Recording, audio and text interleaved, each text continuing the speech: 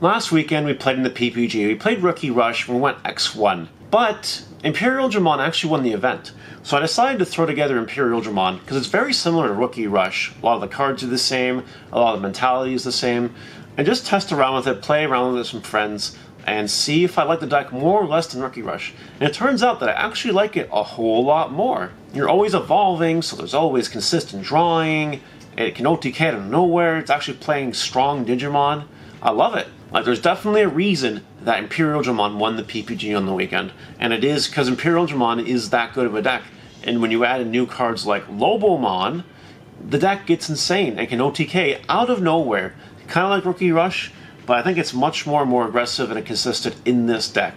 So I'm going to showcase the deck profile, why I'm playing what I'm playing, and then at the end we'll talk about what I think about the format and Imperialdramon and fun stuff like that. As usual, don't forget to like, comment, subscribe, and turn that notification bell on the smashed potatoes. That way you know when all these amazing Digimon videos do come out. Also, today is Friday. 2 days from now, Sunday, is another charity tournament, a big one, hosted by Team Crit Hit and Gordo Games.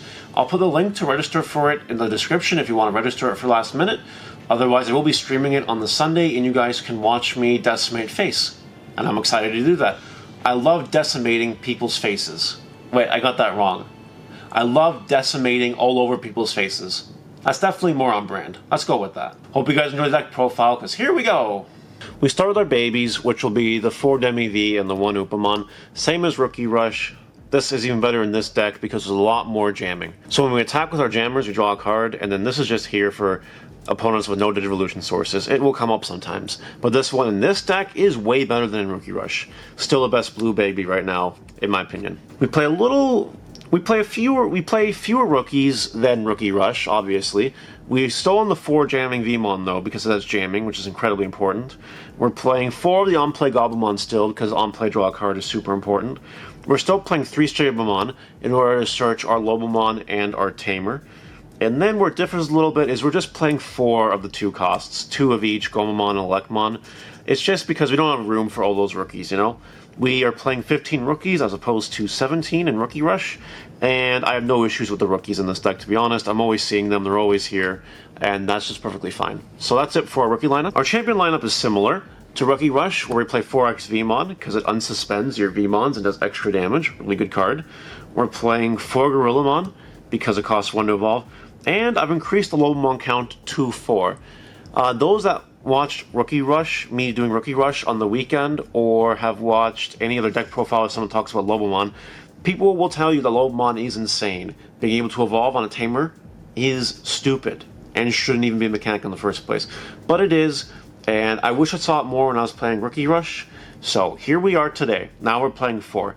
And we see it a lot more in our get test hands, and it feels really good. And you don't really need Imperialdramon to always win, because you can just pop a Lobomon out of nowhere sometimes and win. And that's it. Easy as that. We don't play anything like Frigimon or the little crab thing from BT4, because there's just no room for it, and I just chose consistency over flashy techs. So we're just playing 4 of each of these because they're really good, and that's really it for the champions. Nothing else to talk about there. Level 5 lineup is the same as you'd find in any, Imperialdramon blue deck list, but we actually have a level 5 lineup, unlike Rookie Rush. We're playing 4 Paildramon, which has jamming by himself, and then when attacking once per turn, if your Imperialdramon attacks, you unsuspend it. That's really good. You can potentially get 3 attacks off with the same Digimon, essentially, which, with jamming, is pretty powerful. Then we also play 4 Dino Beamon, because it can evolve on top of your blue guys as piercing and jamming, and that's what matters. And these are the only level 5s we play, and that's fine. We don't need another one. Everything is all good in this deck. For level 6s, we play 4 of the big boss Imperialdramon Dragon Mode, the blue one. You can evolve it onto a Dino Bee or a Paildramon for 3 instead of 5, and that's how you can do it and still attack with it in the same turn if you have a Tamer. Then it unsuspends all your Digimon with jamming when this evolves. So if you attack with your jamming level 5 first, you can unsuspend it. And even better, if you have like a Vmon or something, you can do it again. Or if you got multiple Imperialdramons off or something, you can just do it again. Really, really good. And of course, it just has jamming by itself. So the whole point of this deck is just to rush attacks out of nowhere between Imperialdramon combos and now Lobomon combos, which do increase the aggressive ceiling of the deck and allow you to OTK a lot easier with Imperialdramon. So there is something to be said about that. I think Imperialdramon is much better this set, thanks to Lobomon. But this is still your big boss monster. You want to see this as often as possible, and preferably have another jamming on the field, as well as this when you evolve him. Otherwise, we're good to go to continue on here. We're playing 2 Puppetmon, because in this kind of deck, you need to have Puppetmons in order to slow down your opponent sometimes. And sure, you might be able to blow them out of the water. Water deck. That's kind of funny. You gotta blow them out of the water sometimes when the Imperialdramon and Lobomon plays, but Puppetmon is there for when you can't do that. And I find that this deck has an easier time OTKing than Rookie Rush. Just kind of a weird sentence. But they do it through different means, and you get a lot more draw power in this deck a lot more safely, because you're not just dropping rookies where you might not draw your champions. You're just constantly evolving, so you're constantly seeing the cards in your deck. So when you have, draw power that's consistent and reliable, you are able to OTK people just very easily. So we only play 2 Puppetmon because of that. We don't need 4 or 3 or anything like that. 2 is just fine. I haven't run into issues playing 2. I think it's perfect. Our final level 6 is a Bancho Stingmon, because we are playing the 4 Dinobemons, and this can evolve on top of it, and out of nowhere can literally obliterate your opponent if they attacked with something big. 3 security checks with piercing when you attack something 12,000 or more is no laughing matter. That just destroys you, especially with Chaosmons lying around left, right, and center, and Millenniummons, and all this other nonsense. Actually insane to have a card like Bancho Stingmon. In some matchups, you'll never see it. You'll never summon it, and that's okay. But when you can surprise your opponent out of nowhere with it, it just ends the game. Like Bancho Stingmon, incredibly good in this deck, would definitely tech the 1. But with that, that's it for our Digimon. We'll move on to the last cards here. We still play 3 Tamers, 3 Davis, on play out of the blue or green or both Digimon from the top 3 cards of your deck to your hand, and bottom deck the rest, really good. And it is your memory tamer, so you do start your turn with 3 every turn. You want to not evolve into Lobomon until you absolutely have to. That way you keep the 3 memory always, and your tamers are safe, because as soon as they turn into a Digimon, it can die. So 3 Davis is very consistent, it's very good. Just keep them as Davises until you absolutely have to. 5 cards left in our deck. We're playing 4 Hammer Spark because it's blue, and 2 memory out of nowhere when they attack can win the game. And 1 memory can enable power-up plays, so it's very good. Our final option, I randomly tech this in, and I love it. It's Needle Spray. 1 random Needle Spray. Just suspending a Digimon for 2, or in the security, suspending something and adding it back to your hand.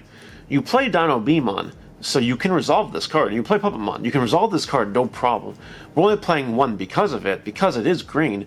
But, let's say your opponent attacks into your security, and they see this card. Or maybe you use a game 1 or something in a match, where your opponents will automatically assume that you have more Needle Sprays than just 1, because who would just play 1 Needle Spray, right? What kind of doorbell donkey face would do that? I don't know. What they don't realize is you're not. So while they're trying to go overboard on their board, because they want to play around Needle Sprays, you'll be able to OTK them while they do that. Because instead of maybe attacking you for game, they fear the Needle Spray, so they might hold off an extra turn, which in a deck like this is all you need. So the 1 Needle Spray, I do really enjoy it. I probably won't take it out, to be honest, as I keep playing the deck. But that's it for the deck. Let's go to some closing thoughts here. And that's Blue Imperialdramon, the deck that I actually enjoy slightly more than Rookie Rush when it comes to blue-green mashups.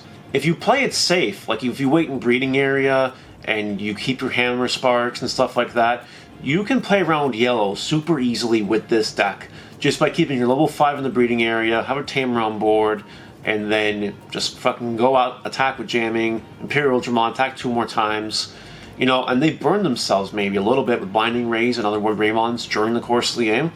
It's easy to OTK yellow if you know what you're doing and you be careful, assuming they don't have 10 million blockers, which yellow can tend to do. And the game plan is actually really similar compared to other matchups. I'd say against the mirror match you might want to go a little more aggressive, and against Rookie Rush be a little more aggressive. But against everything else in the meta, green or purple or whatever, just be conservative, get some pokes when you can, but definitely hold your power cards, and don't be afraid to wait in the breeding area until you can come out with an Imperialdramon fresh and do some big damage.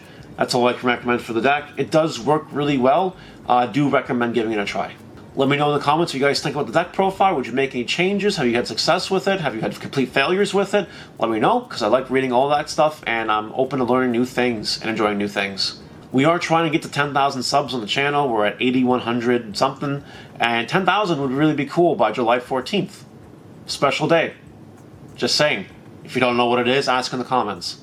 Anyway, I'm done with this deck profile. Have a great weekend, guys. See you later.